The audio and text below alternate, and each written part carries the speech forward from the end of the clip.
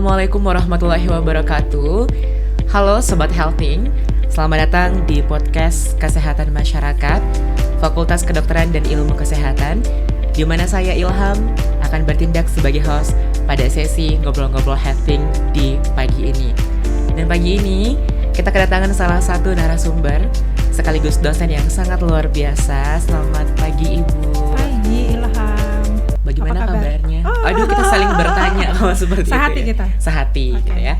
Jadi pada pagi ini saya sudah bersama dengan Ibu Dr. Andi Susilawati, SKM MKes. Saya ralat banget. Boleh. SSIMKes. Oh, luar biasa sekali ya Bu ya. Dan katanya, dan memang sudah nyatanya, Ibu merupakan dosen pertama Betul. di program studi kesehatan Iya. masyarakat. Sejak tahun 2005. Sejak tahun 2005, berarti mengawali pada saat awal pembukaan Betul prodi, sekali. Ibu sudah langsung mengajar. Iya. Mengajarnya dimulai dari mata kuliah apa Ibu? Mata kuliahnya waktu itu cukup banyak karena dosennya masih sedikit, tapi yang paling saya ingat adalah sejarah Kesmas. Saya mengajar di angkatan pertama, yang sekarang beberapa orang sudah menjadi dosen juga di sini. Luar biasa. Alhamdulillah. So happy saya. Jadi Ibu Ya. sudah dari tahun 2005 sampai dengan sekarang tahun 2024. Yes. Kalau boleh tahu Ibu megampuh di bidang apa di kesehatan masyarakat? Saya spesialisasi di kesehatan lingkungan. Kesehatan lingkungan, Iya, dengan mata kuliah binaan di ekologi kesehatan. ekologi kesehatan. Dan sangat luar biasa karena hari ini juga kita akan membahas seputar perubahan krisis iklim nih Bu. Ya, Dan lingkungan kita yang semakin hari semakin terdegradasi dari segi kualitasnya. betul. Betul sekali. Kita ketahui sekarang aja Bu ya, bumi kita udah mulai panas, udah mulai demam, 1 derajat lebih tinggi dibandingkan dari Ya, suhu aslinya ya Bu ya. terasa sekali bahkan ketika kita mulai bangun tidur. Betul sekali itu. Saya bangun tidur kadang keringatan Bu di baju saya, padahal kita udah pakai Iya. pendingin ruangan, kita udah pakai kipas angin. Jam 7 pagi rasanya kalau dulu sudah seperti jam 10, jam 11 ya. Iya betul. Sekarang jam 7 udah mulai terasa. Kira-kira apa Bu yang menyebabkan kita baru bangun pagi, tengah hari juga semakin panas, kondisi cuaca tidak menentu, itu apa yang menyebabkan ya Bu ya? Peningkatan suhu bumi yang makin hari makin tinggi. Itu yang paling menjadi penyebab utama perubahan iklim. Tapi kan Bu ya, pemanasan global, kemudian suhu yang berubah, iklim yang tidak menentu, itu tidak terjadi begitu saja. Kira-kira apa penyebabnya Bu ya? Kenapa bisa perubahan suhu, bumi juga menunjukkan iklim yang tidak menentu, itu apa yang menjadi penyebab utamanya? Pertambahan jumlah penduduk yang makin banyak tuh ya. Kemudian kebutuhan untuk keberlangsungan hidup manusia itu juga yang semakin kompleks, tidak bisa dikendalikan, atau katakanlah mungkin sulit untuk dikendalikan. Kemudian kecenderungan peningkatan volume bahan pencemar di udara dan seterusnya. Jadi ini sebenarnya memang multiplier efek, banyak sekali efek-efek penyumbang yang berkontribusi terhadap perubahan iklim ini. Termasuk juga mungkin proses industri yang semakin... Betul sekali. Industrialisasi itulah tadi yang saya sebut dengan pemenuhan kebutuhan-kebutuhan itu, memicu industrialisasi yang semakin terus berkembang. Yang jika tidak dikelola dengan baik, itu yang kemudian menghasilkan efek-efek panas yang secara simultan dan berakumulasi gitu, yang kemudian menyebabkan perubahan iklim.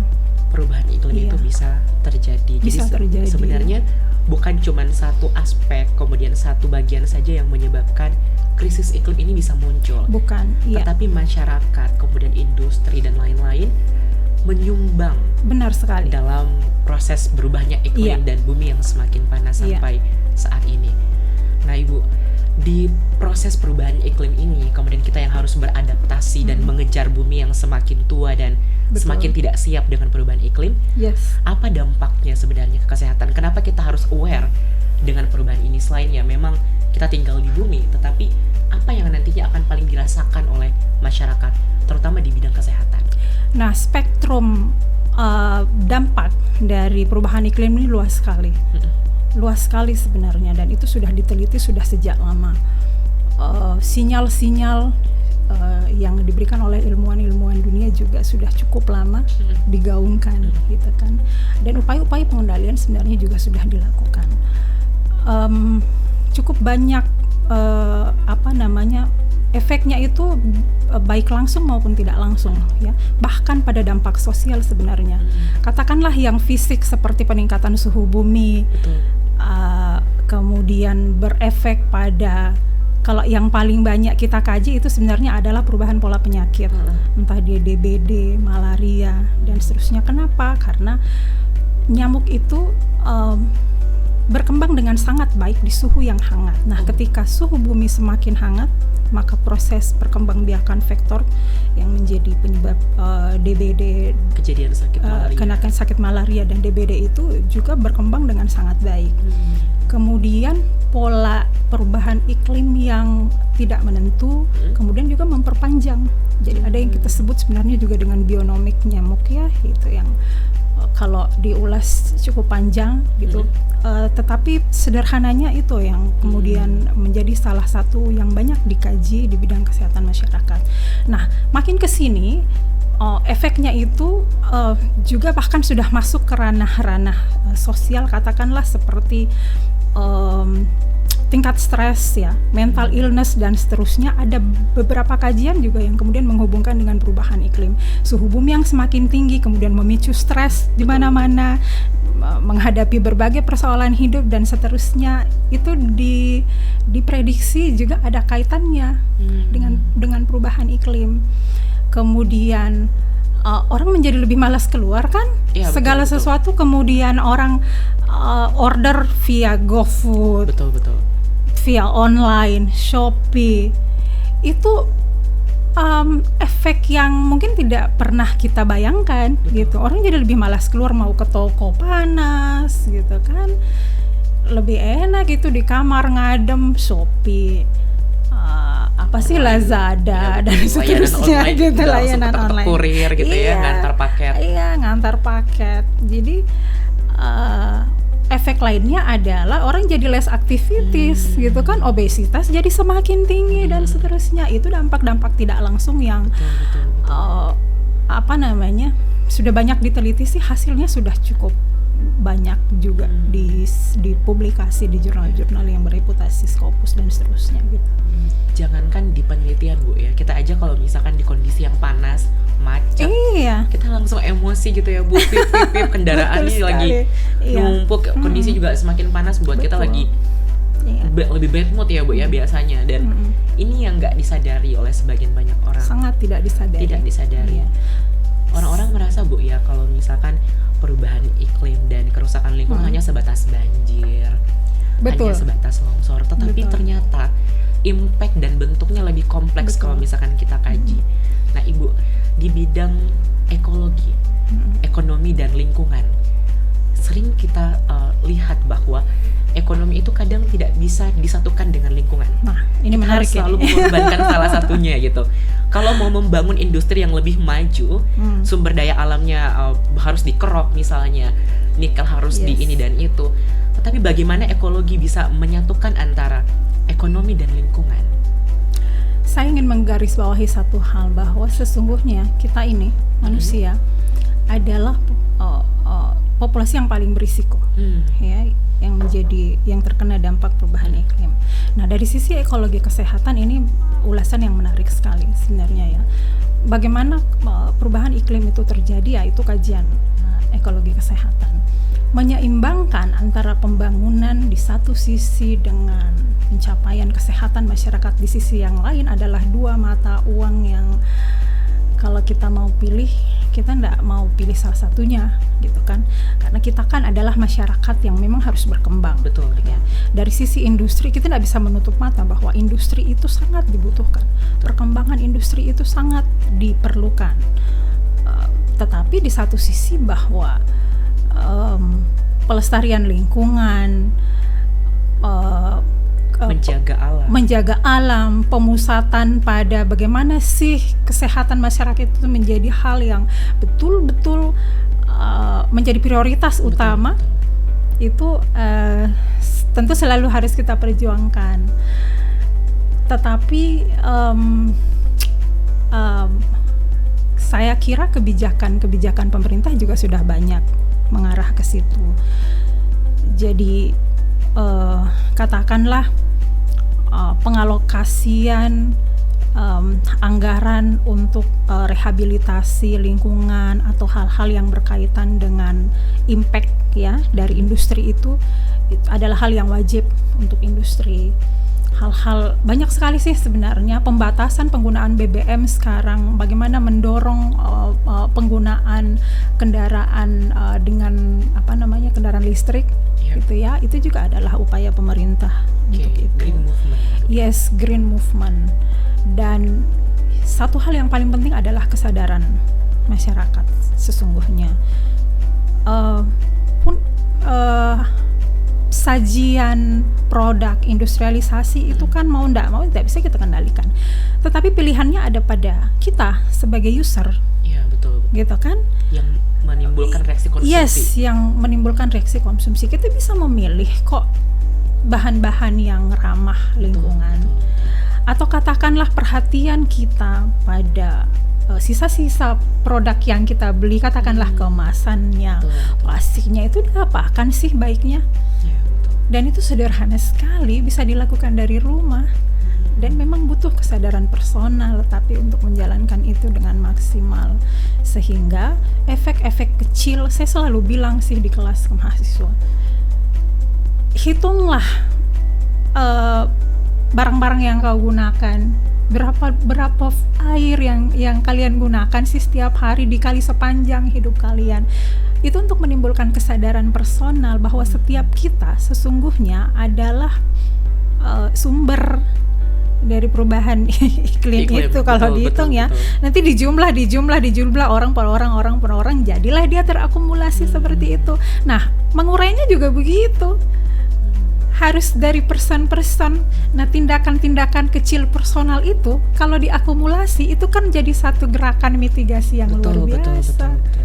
Jadi gitu. tidak harus dengan satu stakeholder saja. Enggak mesti. Ya, bukan responsibility pemerintah saja, tidak industri mesti. Yang membuat CSR dan lain-lain. Tidak mesti. Ya, meskipun mereka ada peran ya. Betul. Mereka ada peran yang tidak bisa kita tutup mata. Betul. Tapi memang harus terkolaborasi. Bentuknya harus komunal. Yes. Benar. Luar biasa sekali, Bu. Iya. Ya, karena memang sekarang kalau kita lihat rata-rata anak muda saat ini dengan influencer yang menunjukkan overconsumption, sangat diinfluencerkan hal-hal demikian. Betul. Bangga dengan membeli barang yang banyak, bangga dengan memakai pakaian yang tiap hari, betul, berganti-ganti dengan shopping dan lain-lain. Bagaimana Ibu menanggapi? Merinding saya mendengarkan itu, Ilham. Peran generasi muda luar biasa besarnya. Ya, selain karena yang akan menikmati bumi ini dalam jangka panjang kan, generasi muda sekarang, betul. Kan, generasi muda sekarang. Jadi harusnya memang generasi muda lah yang punya peran besar di situ. Seperti yang Ilham bilang tadi, yang paling konsumtif di antara beberapa kelompok usia ini kan adalah generasi muda, ganti handphone berkali-kali, trend fashion. Saya suka bilang ke mahasiswa yang terutama yang perempuan ya, kamu punya berapa koleksi jilbab? Kalau kamu punya 10 warna, saya yakin pasti kamu punya minimal 10 jilbab dengan warna yang sama dengan koleksi bajumu. Gitu kan? Betul. Padahal sesungguhnya kan itu bisa kita padukan. Jadi nggak mesti lebih bijak untuk berbelanja, Bu. Iya, belum kan perintilan kecil yang sebenarnya ketika sudah tidak senang lagi, beli lagi yang baru, yang lama diapakan coba. Iya, betul. Gitu kan? Dan ketika kita mengganti smartphone, mengganti laptop dan lain-lain, justru sebenarnya ini salah satu kontribut kepada e-waste atau sampah yang berbasis teknologi, dan itu juga kadang jarang dilirik gitu ya, Bu ya. Betul. Yang penting saya pakai yang baru, saya tampil nyentrik, tapi tidak bertanggung jawab atas sampah yang ditimbulkan, sampah yang diproduksi. Nah, untuk di Prodi Kesehatan Masyarakat sendiri, kemudian Ibu juga yang sudah sebagai dosen, tentunya dalam memenuhi tridharma perguruan tinggi, pasti ada penelitian. kita perlu untuk research. Apakah Ibu sudah pernah melakukan research yang relate dengan pembicaraan kita hari ini? Oh yes. Kayaknya udah nggak diragukan lagi. Kalau di riset meskipun tidak terlalu banyak ya, Ilham, karena sesuatu dan lain hal gitu. Kita punya keterbatasan. Tetapi riset-riset sederhana sudah kita lakukan. Kita sudah mempublikasi dampak perubahan iklim terhadap perubahan pola kejadian demam berdarah di beberapa kota, itu sudah terpublikasi. Nah, untuk action-action yang lebih real, seperti yang saya bilang tadi kan cukup sederhana kan sebenarnya. Kita punya bank sampah yang sudah kita inisiasi sejak tahun 2010 mulainya, kemudian didiskusikan dan seterusnya, running tuh yang betul-betul berjalan dengan baik tuh 2019-2020 gitu. Sudah profit dan seterusnya. Lalu kemudian ada COVID betul, berhenti. Betul. Nah, itu adalah satu langkah mitigasi yang kita inisiasi. Karena yang pertama kepedulian kita pada lingkungan, yang kedua adalah tanggung jawab moral kita sebagai akademisi. Betul. Dan alhamdulillah sekarang pimpinan universitas perhatiannya cukup besar pada itu. Jadi sekarang kalau kita lihat sampah-sampah sudah terminimalisasi, kemudian Green Campus juga tampaknya sudah menunjukkan hasil yang luar biasa. Kampus hijau, kampus peradaban. Kampus hijau, yes, kampus peradaban. Kemudian dulu kita menggalakkan semua persuratan by email sesungguhnya. Jadi paperless gitu. Tapi ya merubah pola kerja kan tidak terlalu mudah gitu ya. Tapi tetap diusahakan. Gitu. Laporan-laporan skripsi dan seterusnya tidak lagi dikumpulkan by jilitan yang tebal-tebal itu dengan kertas yang ujung-ujungnya bakal jadi waste lagi, Bu. Iya benar, jadi dikumpul dalam bentuk file saja, termasuk laporan-laporan kegiatan mahasiswa seperti laporan PBL kan, semua sudah by file, nggak perlu lagi dijilid 3 rangkap dikumpul dan seterusnya. Itu adalah upaya-upaya kita untuk mengurangi limbah yang ujung-ujungnya berkaitan dengan perubahan iklim. Betul, gitu. Menarik sekali, karena kemarin saya juga sempat membaca, Bu, ya, salah satu respon UNICEF kepada Indonesia dengan perubahan iklim yang semakin memburuk, diperkirakan bahwa ribuan anak akan menjadi korban kelaparan massal ketika pemerintah kita tidak menanggapi perubahan iklim ini. Dan bukan cuma pemerintah, setiap personal, setiap orang bertanggung jawab akan perubahan iklim, terutama pada kelompok anak muda. Dan di ujung sesi ini, Ibu, saya ingin meminta Ibu bisa memberikan pesan-pesan kepada generasi muda, terutama mahasiswa, bagaimana kita harus memulai dan bagaimana kita berkontribusi dalam menyelamatkan bumi kita menghadapi krisis iklim yang semakin memburuk. Silakan, Ibu. Saya tidak ingin terlalu panjang ya. Ada quotes yang itu sebenarnya quotes lama. Think globally, act locally. Jadi berpikir global tapi bertindak yang lokal. Mulailah dari diri sendiri. Minimal hitunglah berapa air yang kamu pakai, berapa tisu yang kamu gunakan sehari. Itu akan benar-benar menimbulkan kesadaran. Kemudian harus menjadi agent of change dong. Betul. Ya, harus berani menjadi agent of change, agen perubahan. Jangan hanya jadi sekedar slogan. Betul. Ya.